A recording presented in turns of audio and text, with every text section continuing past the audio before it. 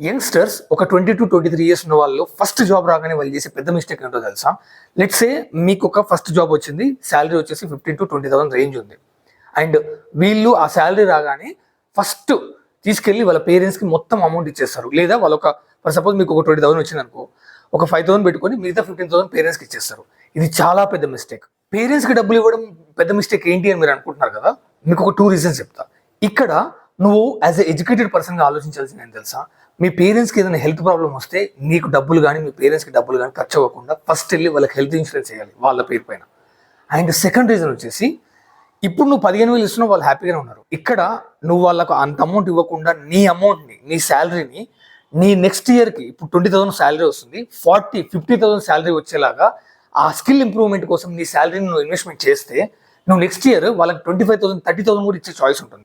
ఇక్కడ మనీని మీకు మ్యూచువల్ ఫండ్స్లో, స్టాక్ మార్కెట్లో మీరు కెరియర్ స్టార్టింగ్లో చేయాల్సిన అవసరం లేదు. బట్ మీ మీద మీరు ఇన్వెస్ట్మెంట్ చేసుకోవడం చాలా ఇంపార్టెంట్. ప్రతిసారి ఎమోషనల్గా డెసిషన్ తీసుకోవడం కాదు, అప్పుడప్పుడు లాజికల్ కూడా అప్లై చేసాం అనుకోండి, మీకు ఏ ప్రాబ్లం ఉండదు.